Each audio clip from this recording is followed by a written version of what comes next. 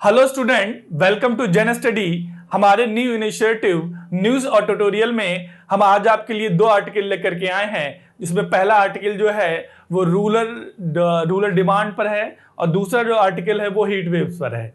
तो जो पहला आर्टिकल है, चलिए उसी को पहले डिस्कस कर लेते हैं। हमारा जो पहला आर्टिकल है वो रूरल डिमांड और चैलेंजेस पे है। तो अभी हाल में ही एक रिसेंट में एक centre for monitoring Indian economy की एक रिपोर्ट आई। ये रिपोर्ट आई कि रूरल डिमांड में काफ़ी ज़्यादा बढ़ोतरी हुई है, काफ़ी ज़्यादा इंक्रीजमेंट हुआ है और ये इंक्रीजमेंट जो है आफ्टर कोरोना पीरियड काफ़ी ज़्यादा देखा गया है। एक डेटा आया है लगभग जो है 28.85% जो है वो डिमांड में क्या हुई है, वो इंक्रीजमेंट हुआ है। तो ये बहुत ही इंपॉर्टेंट डेटा है ये, जो कि भारत की इकोनॉमिक ग्रोथ के लिए क्या कर सकता है, काफ़ी ज़्यादा हेल्प हो सकती है। तो यहाँ पे ये देखा गया है कि जो रूरल एरिया है वहाँ पे जैसे फ्रिज है, कूलर है, एसी है और टीवी है, यानी जो लाइफ एसेसरीज हैं, इनको लेकर के क्या वहाँ डिमांड में जो है लोगों में काफ़ी खासा वृद्धि देखी गई है। तो साथ साथ अभी एक डेटा और है जो कि ऑटोमोबाइल सेक्टर से है। जो आरबीआई के गवर्नर हैं शशिकांत दास, उन्होंने जो फाइनेंशियल ईयर 2020 से 2023 के बीच में एक डेटा दिया है कि जो ऑटोमोबाइल सेक्टर में लगभग जो है टू व्हीलर्स में 30.3% और जो ट्रैक्टर हैं उनमें करीब जो है 60.01% की क्या हुई है, जो डिमांड में क्या हुई, इंक्रीजमेंट हुआ है। तो ये एक बहुत इंपॉर्टेंट साइन है खासकर भारतीय इकोनॉमी के लिए, इंडियन इकोनॉमी के लिए, कि यहाँ डिमांड क्या हो रही है, वो इंक्रीज हो रही है खासकर रूरल एरिया में। तो ये जो है हमारे जो खासकर प्रोडक्शन सेक्टर को क्या करेगा, वो बूस्ट करेगा।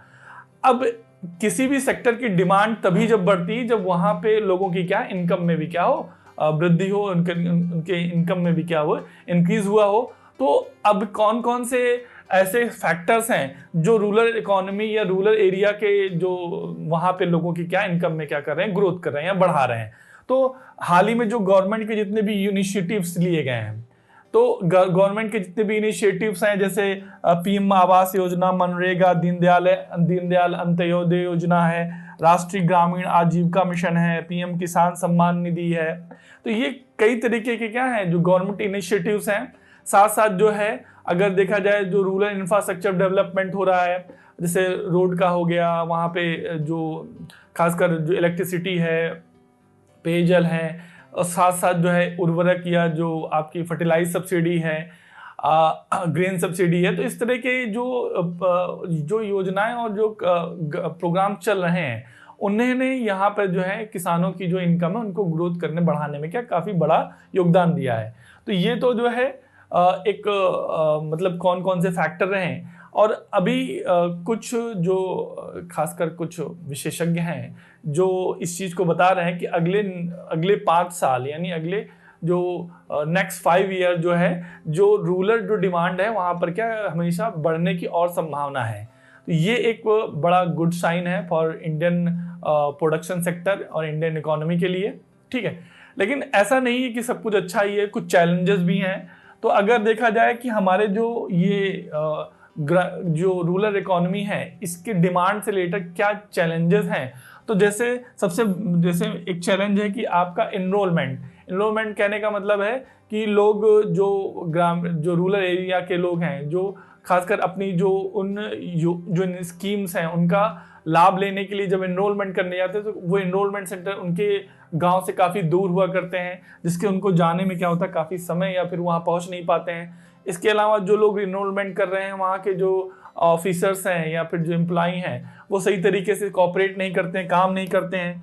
दूसरा जो है साथ साथ जो है अभी लोगों को स्कीम के बारे में उतनी अच्छी तरह से अवेयरनेस नहीं है, जानकारी नहीं है यहाँ पर जो है। साथ साथ जो है और बहुत सारे ऐसे जो रूरल एरिया हैं या फिर जो शेड्यूल्ड या ट्राइब्स एरिया हैं जहाँ पर जो है अभी भी बैंकिंग फैसिलिटीज़ हैं, रोड इंफ्रास्ट्रक्चर हैं, वो अभी चीज़ें अभी सही तरीके से डेवलप नहीं है, वहाँ तक पहुँच नहीं पाए हैं, जिससे लोग जो हैं उसकी योजनाओं या बेनिफिट का सही तरीके से क्या बेनिफिट नहीं उठा पा रहे हैं।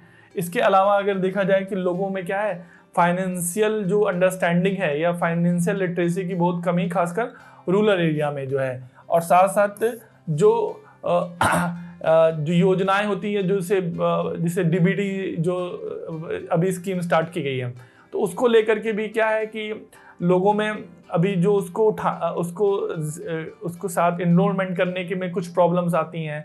जैसे देखा जाता है कि जो है उनकी स्पेलिंग एरर है, या फिर उनके केवाईसी अभी उनके खातों में जो केवाईसी नहीं तरीके से सबमिट हो पाई है, या फिर उनके जो खाते हैं वो जो है वो डॉर्मेंट हो गए हैं या इनएक्टिव हैं, जिसकी वजह से जो उनके खातों में पैसा ट्रांसफर नहीं हो पाता है। तो बहुत सारी ऐसे चैलेंजेस हैं जो डीबीटी से भी रिलेटेड जुड़े हुए हैं। तो यहाँ पर जो है, तो ये जो है एक बड़ा चैलेंज देखने के लिए मिलता है। और हाँ, एक बात और ये कि खासकर अगर देखा जाए कि ये जो इंडियन इकोनॉमी में खासकर जो ग्रामीण रूरल एरिया में जो लोगों की जो इनकम ग्रोथ हुई है उसमें डीबीटी का बहुत बड़ा रोल है। क्योंकि डीबीटी ने क्या है कि बीच में जो दलाल थे या जो बिचौलिए थे, उनको जो मिडिल मैन थे, उनको कम करने में एक बड़ा रोल प्ले किया है कि जो अब पैसा सीधे जो ट्रांसफर है वो जो बेनिफिशियरी है उसके अकाउंट में सीधे चला जाता है। तो उनके जो ग्रोथ करने में, जो इनकम ग्रोथ करने में जो है डीबीटी ट्रांसफर का एक बड़ा रोल है। और इससे जुड़े भी बहुत सारे चैलेंजेस आते हैं। यह देखा जाता है कि डीबीटी ट्रांसफर करने से पहले जो है लोगों को कमीशन देना पड़ता है, कुछ जो पेपर वर्क करते हैं उसके बदले में भी कमीशन देना पड़ता है। तो ये एक डीबीटी ट्रांसफर से बड़ा एक चैलेंज देखने को मिलता है रूरल एरिया में। तो ठीक है, तो इसके साथ साथ जो है अभी एक नया डेटा है जिसमें ये बताया गया कि जो रूरल एरिया में अभी भी देखा जाएगा तो पावर्टी काफ़ी ज़्यादा है। और एक डेटा है कि लगभग जो है 2012 से लेकर के जो है 2012 से लेकर के 2020 के बीच में लगभग 7.6 करोड़ पीपल जो है वो पावर्टी लाइन के नीचे आए या बिलो पावर्टी लाइन आए, जिसमें से 5 करोड़ पीपल जो है वो रूरल एरिया से थे। यानी अभी भी एक मास पॉपुलेशन जो पावर्टी लाइन के बिलो है वो क्या है, रूरल एरिया से बिलोंग करती है। तो ये एक बड़ा कंसर्न है कि अभी भी जो है जब पावर्टी या जो गरीबी बहुत ज़्यादा होगी तो उनकी डिमांड में क्या है वो इंक्रीजमेंट हो ही नहीं सकता। तो सबसे बड़ी बात है कि जो इनको गरीबी लाइन, जो इनके इनकम में क्या करना है, ग्रोथ करना है, इनको गरीबी रेखा जो है उससे क्या ऊपर लेके आना। तो एक बड़ा ये भी चैलेंज है। तो और अगर देखा जाए तो विश्व में जो है सबसे बड़ी जो ग्रामीण आबादी है या जो आपकी रूरल पॉपुलेशन है वो भारत में है। लगभग जो है 87.5 करोड़ लगभग जो रूरल पॉपुलेशन है वो इंडिया की सबसे लार्जेस्ट पॉपुलेशन है। और लगभग 2040 तक भी देखेंगे तो लगभग 50% पॉपुलेशन भी जो है 50% पॉपुलेशन जो इंडिया की होगी वो रूरल ही होगी। तो रूरल एरिया एक क्या है, एक बड़ा डिमांड का सेक्टर बन सकते हैं जो प्रोडक्शन को इन्हेंस कर सकते हैं। तो यहाँ पर जो है हमें इस रूरल डिमांड को क्या करना है, बढ़ाना है। बढ़ाएंगे कैसे कि हम क्या करेंगे, अपने जो रूरल में जो इनकम है उनको भी क्या किया जाए, बढ़ाया जाए। और अगर हम यहाँ पे इनकम को बढ़ाते हैं तो इससे हमें क्या क्या बेनिफिट हो सकता है। पहली बात तो अगर हम रूरल इकोनॉमी में या रूरल एरिया के इनकम को बढ़ाएंगे तो पर कैपिटा इनकम में ग्रोथ होगी। साथ साथ ओवरऑल जो गवर्नमेंट जो इंडियन इकोनॉमी है इसको भी क्या होगा, इसमें भी मतलब इनहेंस होगा। साथ साथ जो है हम कंट्री की जीडीपी और भारत को एक जो भारत की जो कंप्लीट होलिस्टिक जीडीपी है, और साथ साथ जो है हम इनको एक इकोनॉमिक पावर हाउस के रूप में भी क्या कर सकते हैं, कन्वर्ट कर सकते हैं। तो ये जो है जो रूरल जो इकोनॉमी है या रूरल डिमांड को बढ़ाने के क्या है मतलब बेनिफिट हो सकते हैं। अब क्या किया जाना चाहिए, हम क्या कर सकते हैं रूरल इकोनॉमी या रूरल एरिया में डिमांड बढ़ाने के लिए, हम इनकम को कैसे बढ़ा सकते हैं। तो उसके लिए क्या किया है, जैसे सबसे पहली बात जो है वहाँ पे जो है बैंक्स, रूरल बैंक से लोगों को क्या किया जाए कि फाइनेंशियल बिहेवियर में इनको क्या इंक्लूड किया जाए। ठीक है, यानी फाइनेंशियल इंक्लूजन बहुत ज़रूरी है। तो उसके लिए क्या रूरल बैंक का जो है वहाँ पे डेवलपमेंट होना ज़रूरी, वहाँ पर लोगों तक बैंकों की पहुँच गांवों तक या रूरल लोगों तक होनी चाहिए। साथ साथ जो है कोऑपरेटिव सोसाइटीज़ जो हैं जो कि आपस में मिल करके जो है एक बैंकिंग सिस्टम बनाती हैं या फिर इकोनॉमिक सिस्टम बनाती है, कोऑपरेटिव सोसाइटीज़ जो हैं। साथ साथ जो है वहाँ जो रूरल इंफ्रास्ट्रक्चर है, जैसे इलेक्ट्रिसिटी हो गई, रोड हो गई, पेयजल हो गया, ठीक है, ड्रिंकिंग वाटर है, तो ये सब चीज़ों का भी क्या वहाँ पे मुहैया कराया जाए, वहाँ पे अवेलेबल कराया जाए। स्कूल का निर्माण किया जाए, साथ साथ जो है जो एग्रीकल्चर से अल्टरनेटिव कुछ उनको क्या है अल्टरनेटिव कुछ उनको क्या है रोजगार या फिर एम्प्लॉयमेंट अवेलेबल कराए जाएं, साथ साथ जो हैंडीक्राफ्ट्स है, हेल्दी मार्केटिंग सिस्टम वहाँ पे डेवलप किया जाए। तो ये सब करके वहाँ पे हम जो रूरल एरिया की जो इकोनॉमी है, रूरल एरिया के जो इनकम है वहाँ पे उसको बढ़ा सकते हैं। जब इनकम बढ़ेगी तो क्या होगी, डिमांड होगा, और जब डिमांड बढ़ेगी तो इंडिया का में जो प्रोडक्शन को क्या करेगा, इनहेंस करेगा, उसको बूस्ट करेगा, जिससे इंडियन इकोनॉमी क्या होगी, वो बेहतर होगी और उसमें ग्रोथ होगा।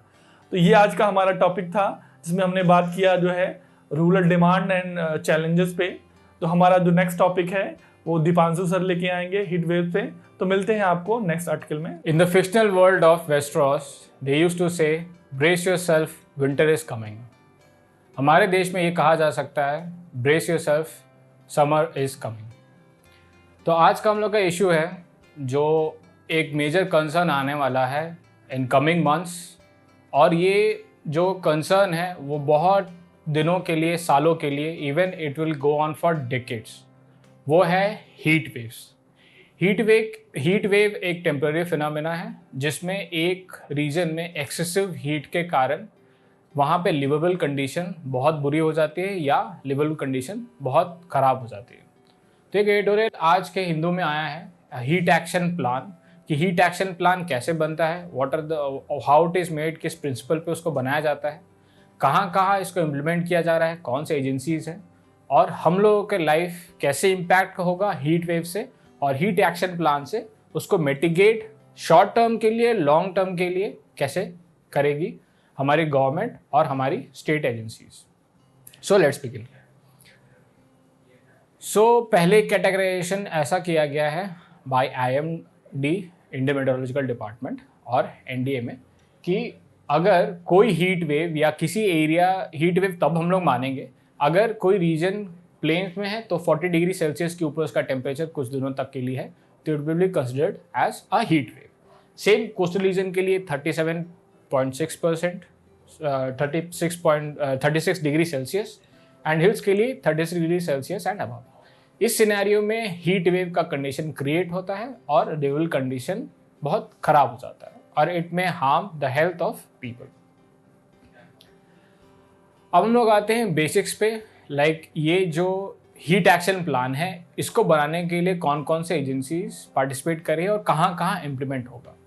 तो ये मोस्टली NDA में और IMD बना रही है। ये बना रही है फॉर 23 स्टेट्स जिनको कंसिडर किया गया है वनरेबल फॉर हीट वेव्स, जहाँ पे हीट वेव्स के इम्पैक्ट बहुत ज़्यादा होगा, क्योंकि उसका ज्योग्राफी ऐसा है कि जब जैसे जैसे समर बढ़ेगा intensity of heat and vulnerability of people will increase with time. और जो हीट एक्शन प्लान है वो कैसे इंप्लीमेंट होगा या किस रीजन के लिए बनेगा, तो जो हीट एक्शन प्लान है वो पहला स्टेट्स के लिए बनेगा, 23 स्टेट्स के लिए बनेगा। फिर उन स्टेट्स के गवर्नमेंट और उन स्टेट के अथॉरिटीज़ पर डिपेंड करेगा कि डिस्ट्रिक्ट वाइज और city wise heat action plan बनाएं for mitigation of the impending disaster या क्लाइमेट कैटास्ट्रोफी। अब हम लोग देखते हैं, अब हम लोगों ने ये जाना है कि हीट प्रोफाइल क्या है, कौन बना रहे हैं और कितने स्टेट्स के लिए बन रहा है और उसका डिस्ट्रिक्ट और सिटी के अंदर कैसे उसको इम्प्लीमेंट किया जाएगा। अब हम लोग देखते हैं कि इसको बनाते क्या था, what are the data that is required to create a heat action plan. तो पहले हीट प्रोफाइल बनाएंगे, ज्योग्राफी कि किसी रीजन का, स्टेट का या डिस्ट्रिक्ट का ज्योग्राफी कैसा है। हम लोग एक बहुत ही वैरिड ज्योग्राफी में रहते हैं, even with in the state बहुत वैरिड ज्योग्राफी होता है किसी स्टेट का। तो किसी भी स्टेट का हीट प्रोफाइल बनाने के लिए अथॉरिटीज़ को ज्योग्राफी का ध्यान रखना पड़ता है, और फिर देखा जाता है कि नेक्स्ट कि इस स्टेट में, इस रीजन में मैक्सिमम टेम्परेचर कितना रहा है फॉर मे बी 20 ईयर्स। फिर देखा जाता है अभी जिस समय वो प्लान बन रहा है कि सरफेस टेम्परेचर कितना है, और ग्रेजुअली प्रोजेक्शन के हिसाब से नेक्स्ट 2-3 वीक्स में या 2-3 मंथ्स में वो कितना बढ़ सकता है। ये तो हो गया डेटा। ये फिर हम लोग ने बात किया कि किसके लिए बन रहा है, कौन बनाता है। अब हम लोग बात करते हैं ये बन क्यों रहा है, what is the aim of heat action plan. तो पहला है कि रेज अवेयरनेस। अगर पब्लिक इसके बारे में अवेयरनेस नहीं दिखाएगी, उनको एजुकेट नहीं किया जाएगा, तो दे माइट पूरा कलेक्टिव पब्लिक हेल्थ का एक बहुत बड़ा इशू हो सकता है, क्योंकि हमारे बहुत बड़ा वनरेबल पॉपुलेशन है जो इस हीट एक्सपोजर में फंस सकता है। फिर दूसरा है प्रिपेयर्डनेस। प्रिपेयर्डनेस के लिए इंपॉर्टेंट है एक घर में प्रिपेयर्डनेस, डिस्ट्रिक्ट में प्रिपेयर्डनेस, और एक geographical region, may be state, may be एक डिवीजन का preparedness on all levels. Awareness होगा तभी लोग अपने घर में और अपनी कम्युनिटी में ध्यान रख पाएंगे कि we are prepared for heat risk और नॉट। फिर सेम अथॉरिटीज़ प्रिपेयर्ड रहेंगी कि ऐसा होने वाला है तो उसके लिए क्या प्रिपरेशन किया जाए, पब्लिक ब्रॉडकास्ट कैसे यूज़ किया जाए। और तीसरा है लोअर द एडवर्स इम्पैक्ट, कि अगर इम्पेंडिंग चीज़ें हैं, because we can't control the weather pattern और हीट, सो अगर ये ऐसा होने वाला है तो इसका इम्पैक्ट को लोअर कैसे किया जाए, उसके एक्सपोजर को कैसे लोअर किया जाए, इसका प्लान भी एम ये है कि डिस्ट्रिक्ट लेवल अथॉरिटीज़ बना पाए। और जब ये हो जाता है तो उसको रिकवरी कैसे करें, कि जनता जो एक्सपोज हो चुके हैं तो उसको रिकवरी कैसे कराया जाए इस हीट वेव से। अब आते हैं एक सिंपल डिजास्टर के फॉर्म में हीट वेव को समझते हैं। तो हीट वेव्स आने के टाइम पे इम्पेंडिंग 2-3 महीने पहले ही उसका लक्षण या सिम्टम आ जाते हैं कि ऐसा होने वाला है। तो इवेंट होने के प्रायर में प्रिपेयर्डनेस होता है किसी भी डिजास्टर में, हीट वेव में वैसा ही होगा। ड्यूरिंग द पीरियड कि हीट वेव जब अपने हाइट पे है या ग्रेजुअली बढ़ रहा है तो अलग अलग पीरियड में कैसे कैसे उसको इम्प्लीमेंट किया जाएगा या कैसे कैसे फोकस में लाया जाएगा। और तीसरा है पोस्ट इवेंट उसका रिकवरी कैसे होगा। अब रिस्पॉन्सिबिलिटी असाइन कर दिया गया है कि कौन कौन से रिस्पॉन्सिबिलिटी है, कौन कौन से डिपार्टमेंट रिस्पॉन्सिबल है इसको इम्प्लीमेंट करने के लिए। तो जो डिजास्टर मैनेजमेंट अथॉरिटी है at district level and state level इसके लिए रिस्पॉन्सिबल होगा। इंपॉर्टेंट 2 है एजेंसीज या मिनिस्ट्रीज, डिपार्टमेंट, पुलिस डिपार्टमेंट जो कि बहुत एसेंशियल है because first point of contact administration का पुलिस ही होती है। और दूसरा है लेबर ऑर्गेनाइजेशन या लेबर डिपार्टमेंट को ये चीज़ बहुत फोकस में लाना होता है, क्योंकि ये डिपार्टमेंट वो है जो सबसे बड़ा चंक मैनेज करता है पब्लिक का, जो कि हीट एक्सपोजर से सबसे ज़्यादा वनरेबल ग्रुप है। अब लोग आते हैं कैसे, तो पहले हम लोग आते हैं अवेयरनेस एंड मिटिगेशन। तो हम लोग को पहले अवेयरनेस देना पड़ेगा कि ऐसा होने वाला है, फिर अवेयरनेस देना होगा कि उसको आप बचने के लिए क्या कर सकते हैं, फिर आपको ये सजेस्ट करना पड़ेगा कि you have to avoid exposure, जनता को बताना पड़ेगा you must avoid exposure at all cost. आपको उसके लिए क्या करना चाहिए, उसके लिए अलग अलग प्रोविजंस बनाएंगे states depending on the situation और depending on the profile of the state और डिस्ट्रिक्ट। और वाटर एक इंपॉर्टेंट होता है टू अवॉइड डिहाइड्रेशन। और हीट शेल्टर्स ये काम स्टेट का है या डिस्ट्रिक्ट अथॉरिटीज़ का है कि नंबर ऑफ हीट शेल्टर्स बनाया जाए ताकि पीक गर्मी में 11 to 4 या 5 हीट शेल्टर्स का नंबर रहे और वहाँ पे एक्सेस ईजी हो पाए, जो कि लोग एक्सपोज हो पा रहे हैं या if they are not feeling well they can access these shelters. अब हम लोग आते हैं लॉन्ग टर्म मिटिगेशन। तो एक्सपर्ट्स ये सजेस्ट करते हैं कि अर्बनाइजेशन का जो पैटर्न है वो हीट वेव्स को और इंड्यूस करता है या और उसको एग्रेवेट करता है, बढ़ाता है। तो हम लोग अर्बन स्पेसेस के अर्बन प्लानिंग को थोड़ा ऑल्टर करना चाहिए to mitigate this crisis, because हम लोग हमेशा से ये देख रहे हैं कि हर गर्मी में we find this phenomena that is called urban heat island effect. उसके बाद ये सजेशन दिया गया है टू ऑल्टर रूफ स्ट्रक्चर। हमारा जो करेंट कंस्ट्रक्शन का पैटर्न है वो बहुत ज़्यादा हीट अब्जॉर्बिंग है, क्योंकि हम लोग का रूफ का स्ट्रक्चर ऐसा होता है कि it does not allow heat to dissipate. एक बहुत ही क्विक फिक्स तरीका है रूफ पेंटिंग, बहुत सारे जगहों पे यह ट्राई किया जा रहा है। They paint their roof tops by a paint that shields from ultraviolet rays. तो उससे होता क्या है कि अल्ट्रावायलेट एंड इंफ्रारेड वेव्स, तो उससे क्या होता है कि रूफ का हीटिंग कम होता है और घर रिलेटिवली एटलीस्ट 4 से 5 डिग्री ठंडा रहता है। अब ये भी सजेस्ट किया है अर्बन स्पेसेस में कि वाटर बॉडीज का संख्या या वॉल्यूम बढ़ाया जाए ताकि हीट डिसिपेशन आराम से हो पाए और एक cooling effect, moderation of temperature हो पाए अर्बन स्पेसेस में। अब सेम वापस आते हैं कि हम लोग के पास अब चैलेंजेस क्या है हीट एक्शन प्लान को बनाने में और उसको इम्प्लीमेंट करने में। 23 states all have varied geography, varied population profile. Maharashtra के कुछ रीजन में उड़ीसा वाला प्लान नहीं इम्प्लीमेंट होगा और उड़ीसा के कोस्ट का जो प्लान है वो गुजरात में इम्प्लीमेंट नहीं होगा। तो ये वेरिड ज्योग्राफिकल प्रोफाइल के हिसाब से हमेशा उसको इम्प्लीमेंट करने में और उसको मॉनिटरिंग में एक चैलेंज आ सकता है, जो कि वहाँ के डिस्ट्रिक्ट अथॉरिटीज़ ही कर सकते हैं। और कोई भी स्ट्रैटेजी जो उस चीज़ को लोअर कर पा रहा है उस स्ट्रैटेजी को कंसिडर करना चाहिए. If it is successful it should be implemented in the same type of geography. अब एक चैलेंज और आता है कि there is a variance between the states के अंदर भी अलग अलग ज्योग्राफी और अलग अलग हीट प्रोफाइल है. महाराष्ट्र को अगर कंसिडर किया जाए तो उसका एक कोस्टल बेल्ट में अलग हीट वेव प्रोफाइल होगा और अंदर इंटीरियर्स में एक अलग प्रोफाइल होगा. तो ये एक वेरिएंस हमेशा एक स्टेट देखेगा. तो मिटिगेशन के लिए you need a top level strategy and top level oversight so that this plan is implemented. अब हम लोग आते हैं सबसे वनरेबल सेक्शन. जैसे हम लोग देखते हैं कि हम लोग बात भी करते हैं कि धूप में मत जाओ बच्चों, बाहर धूप है एंड एक्सेट्रा. अगर इसी बात को आगे बढ़ाया जाए तो सबसे वनरेबल सेक्शन हम लोग देखें. सबसे पहले आते हैं बच्चे, लेबर्स जो आउटडोर काम कर रहे हैं, वुमेन वर्किंग आउटसाइड, और लो इनकम कम्युनिटीज़ जो स्लम में रह रहे हैं. स्लम में वेट बल्ब फिनोमेना बहुत देखा गया है. वहाँ पे एक्सेसिवली हाई ह्यूमिडिटी और हाई टेम्परेचर की वजह से it is not habitable for them, very inconvenient for them to live. क्योंकि सैनिटेशन अच्छा नहीं होता है, कॉन्क्रीट रूफ स्ट्रक्चर नहीं है, तो it does not allow proper ventilation नहीं होने के कारण it is not liveable in slum areas. तो अगर हम लोग कोई भी मिटिगेशन प्लान बनाएंगे तो इन सारी कम्युनिटीज़ को सेंटर पीस रखना पड़ेगा for short term and long term mitigation of the crisis. और तीसरा है वेंडर्स, जो हमेशा वो सारे हॉकर्स जो धूप में बाहर अपना सामान बेच रहे हैं, अपना कोई बिजनेस कर रहे हैं. तो आप उनको शील्ड तो नहीं कर सकते, बट उनको अवेयरनेस उनको बताना चाहिए कि you should not perform your business और not engage any business in this period और इन दिस वीक जिसमें हीट वेव्स अपने एक्सट्रीम हाइट पे रहेंगे. अगर वो कर भी रहे हैं तो वो अपने आप को उस एक्सपोजर से कैसे बचाएं, हाइड्रेट कैसे रहें.